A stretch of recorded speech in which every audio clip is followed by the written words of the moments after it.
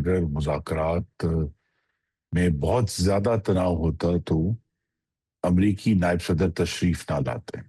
ٹھیک ہے۔ تو اس کا مطلب یہ ہے کہ کہیں نہ کہیں ایک انڈرسٹینڈنگ یہ نہیں کہہ سکتے ہو گئی ہے، لیکن اس کا آغاز ہو گیا ہے دونوں فریقین کا ایک دوسرے کی بات سمجھنے میں۔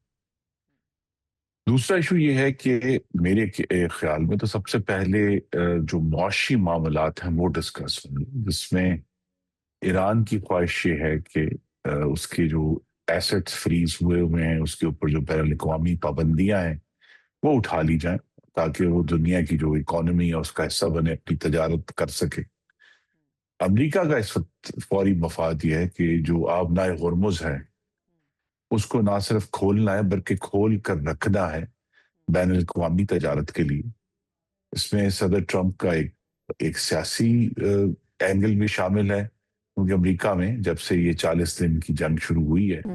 تقریباً تیل کی قیمتیں جو پیٹرول پمپوں پہ امریکی ادا کرتے ہیں اس پہ 40% اضافہ ہوا، تو وہ بھی چاہتے ہیں کہ وہ اپنے عوام کو کوئی ریلیف دے سکیں۔ لیکن اور پوری دنیا میں جو سٹریس آئی ہے تیل اور گیس کی وجہ سے وہ بھی ایک بڑا فیکٹر ہے، کیونکہ صرف اب تیل اور گیس یہاں اس آبنائے ہرمز سے یا گلف سے نہیں جاتے، اب بڑے کروشل کیمیکلز ہیں یا دوسرے انپٹس ہیں، سلفر ہے، ہیلیم ہے، پولی پروپلین پولی ایتھائلین ہے۔ پاکستان میں آپ کے ناظرین کے لیے کہوں کہ بہت سارا جو پلاسٹک کا دانہ ہے وہ وہاں سے آتا ہے۔ اسی طرح جو ہے کھاد وہاں کا ایک بڑا کروشل انپٹ ہے۔ تو یہ سب جو ہیں وہ اس کی وجہ سے پوری دنیا کی معیشت متاثر ہو رہی ہے، اور صدر ٹرمپ کی خواہش ہوگی کہ جلد از جلد جو بین الاقوامی تجارت ہے وہ ویسے ہی اس کا آغاز ہو جائے جس طرح 27 فروری سے پہلے کا تھا۔ ایران یہ سمجھتا ہے کہ آبنائے ہرمز کی صورت میں اس کے پاس ایک ترپ کا پتہ ہے، بلکہ میں کہوں گا بڑا سنگین مذاق ہے کہ ٹرمپ کارڈ ہے ایران کے پاس ایک، جسے اسٹریٹ آف ہرمز کہتے ہیں۔ تو لہٰذا وہ اس کی پہلی ڈسکشن تو میرے خیال میں اس پر ہوگی، کیونکہ امریکی جو انتظامیہ ہے اس کا پہلا انٹرسٹ اسی میں ہے کہ بین الاقوامی تجارت جو ہے وہ بحال ہو۔ خرم صاحب، دوسرے ایشوز قطع پھر زیادہ کلامی کی سیریس معذرت، ہیں میں چاہوں گی آپ دوسرے ایشوز بھی بتائیں، لیکن یہ جو اسٹریٹ آف ہرمز والا معاملہ ہے یہ جنگ شروع ہونے کے بعد اسٹریٹ آف ہرمز ایران کی طرف سے بند کی گئی ہے۔ یہ اتنا بڑا مدعا جو بنا کر پیش کیا جا رہا ہے، یا اتنا بڑا پوائنٹ جو امریکہ کا سامنے رکھنا کہ بھئی بین الاقوامی تجارت کو اوپن کر دیا جائے، تو اس جنگ کو شروع کرنے کا مقصد اور پھر امریکہ کے اہداف تک، اسٹریٹ اور ہرمز تو بعد میں بند کی گئی ہے۔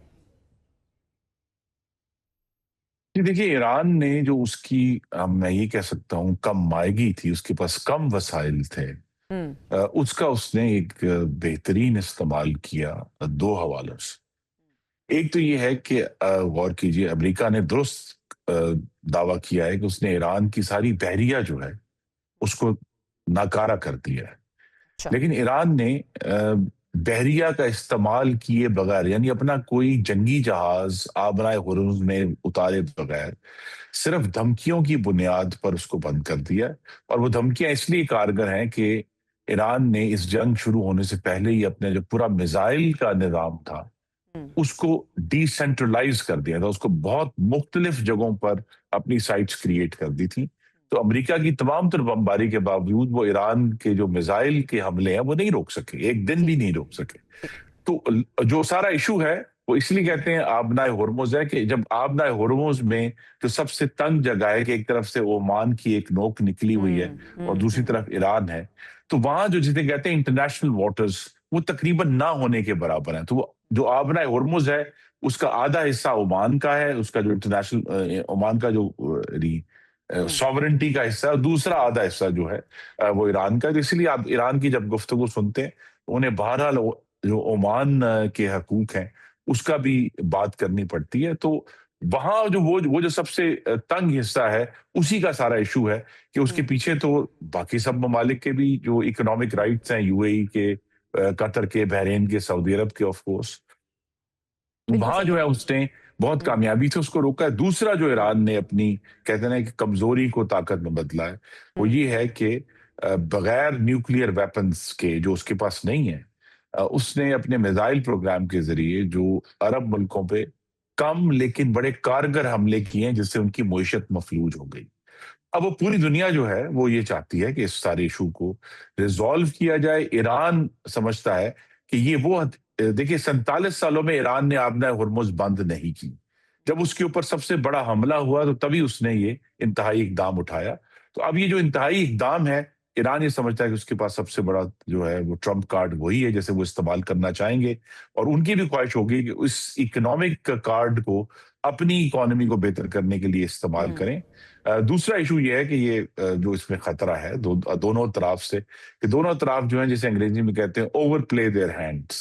ایران سمجھتا ہے کہ شاید اس نے جو ہے اپنے ہرمز کو بلاک کر کے بالکل دنیا کی معیشت کو جو ہے وہ دھندا ڈال دیا ہے. لیکن وہاں ان کے پاس رسک ہے کہ اگر انہوں نے کوئی ڈیل نہ کی اور کوئی بہت اس سے بڑا جو ہے وہ جنگی حملہ ہوا تو پھر غالباً شاید وہ اس کو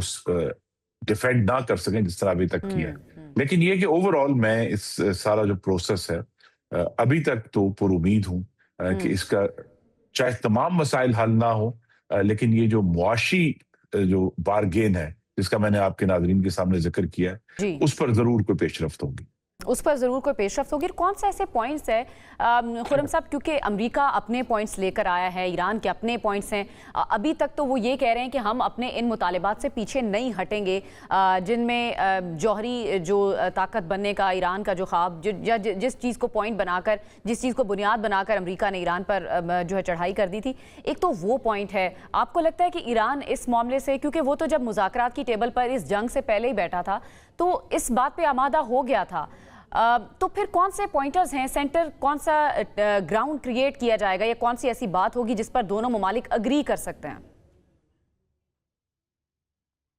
جی یہاں بھی میں جو منطق ہے وہی ڈسکس کر سکتا ہوں اور وہ یہ ہے کہ ایران نے کئی دفعہ یہ اندیا دیا کہ وہ ہتھیاروں یعنی جنگ جو نیوکلیئر ویپنز ہیں اس تک نہیں جائے گا اور اپنا سویلین نیوکلیئر پروگرام جو ہے وہ جاری رکھنا چاہے گا. اور اس نے آپ کو اگر آپ کے ناظرین کو یاد کراؤں کہ جو شہید کے آیت اللہ تھے خامنائی، انہوں نے کچھ سال پہلے ایک فتویٰ بھی جاری کیا تھا کہ ایران جو ہے وہ نہیں کرے گا جب انہوں نے 2015 میں ایک ایگریمنٹ کرنا تھا. اب جس طرح میں نے کہا جنگ نے حالات بدل دیے ہیں تو ایران یہاں بھی بارگین کرنا چاہے گا. اور جو امریکہ کی ڈیمانڈ ہے کہ اگر امریکہ کی ڈیمانڈ یہ ہے کہ ایران جوہری ہتھیار نہ بنائے یا اس حد کی افزودگی نہ کرے تو پھر ایران کی ڈیمانڈ یہ ہوگی کہ اس کو یہ گارنٹی دی جائے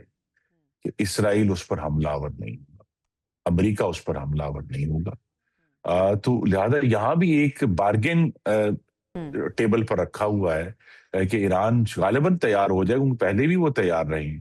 لیکن اب چونکہ اس کے اگینسٹ ان کے سامنے ایک 40 دن کی جنگ کا جو ہے وہ رزلٹ ہے تو وہ یہ بارگین کرنا چاہیں گے. اور اس میں اس سارے جو مذاکراتی عمل ہے اسلام آباد میں جو الحمدللہ ہو رہا ہے اس پہ جو اگر کوئی کالا سایہ ہے تو وہ اسرائیل کا ہی ہے کہ اسرائیل کی جو سچویشن ہے اور اس کا جو ایک جنگی جنون ہے مشرق وسطیٰ میں وہ